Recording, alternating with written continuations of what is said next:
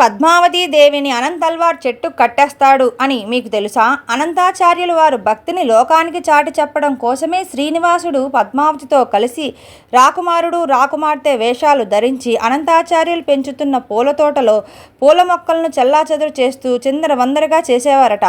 అనంతాచార్యులు ఇలా ఎవరు చేశారో తెలుసుకోవడానికి ఒక చెట్టు వెనుక కాపు కాశాడు. అప్పుడు తోట పాడు చేస్తున్న రాజదంపతులను పట్టుకొని సంపంగ చెట్టుకు కట్టేస్తుండగా శ్రీనివాసుడు తప్పించుకున్నాడు. పద్మావతీదేవిని స్వామివారి కైంకర్యంకు ఉపయోగిస్తున్న పూల మొక్కలను పాడు చేస్తున్నారు అనే కోపంతో అనంతాచార్యులు పద్మావతీదేవిని సంపంగ చెట్టుకు కట్టేస్తాడు. నేను నీ కూతురు లాంటి దానిని విడిచిపెట్టు అన్నా వదలడు. ఉదయం అర్చకులు ఆలయం తలుపులు తెరిచి చూస్తే స్వామివారి వక్షస్థలం మీద ఉన్న అమ్మవారు కనిపించరు. అప్పుడు అర్చకుల్లో ఒకరికి స్వామివారు ఆవహించి జరిగిందంతా చెప్తారు. జరిగిందంతా తెలుసుకున్న అనంతాచార్యులు అమ్మవారిని పూలబుట్టలో పెట్టి నెత్తిన మోసుకుంటూ ఆలయానికి తీసుకువెళ్ళి క్షమాపణ చెప్తాడు. ఆ రోజున స్వామివారు మామగారు రండి అంటూ నోరు విప్పి మాట్లాడారంట.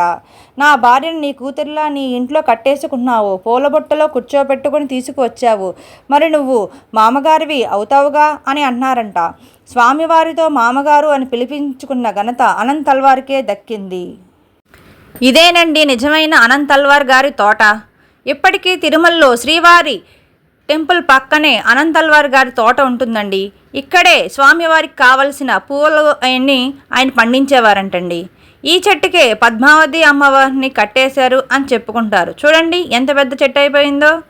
ఖచ్చితంగా ఈసారి తిరుపతి వెళ్ళినప్పుడు అనంతల్వార్ గారి తోటని ఖచ్చితంగా దర్శించండి. చూడండి ఇప్పటికీ అనంతల్వార్ గారి ఒక వారసులు అంటే సంతతండి ఒక ఆయన పెద్ద ఆయన అయితే ఉన్నారు. ఆయన మరి ఎన్నో తరం వారో తెలియదు కానీ ఆయన అయితే మాట్లాడట్లేదు. మేమైతే చూసాం. చూడండి ఇక్కడ పూసే ప్రతి పువ్వు ఇప్పటికీ స్వామివారి పాదాల చెంతకి చేరుద్దంటండి. ఎంత పుణ్యమో కదండి.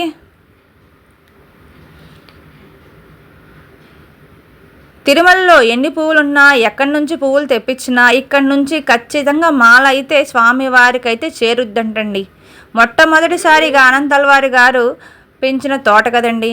చూడండి ఇక్కడ సేవకు వచ్చిన వాళ్ళు పూలన్నిటినీ ఇలా దండల్లా కట్టి స్వామివారి కోసం రెడీ చేస్తున్నారన్నమాట. చూడండి ఎంత బాగా చేశారో. నా వీడియో ఎలా అనిపించిందో నాకు కామెంట్ చేయండి. ఇలాంటి మరిన్ని ఆసక్తికరమైన వీడియోల కోసం నా వీడియోని లైక్ చేయండి, షేర్ చేయండి, సబ్స్క్రైబ్ చేసుకోవడం మాత్రం మర్చిపోకండి. Thank you for watching. Govinda Govinda.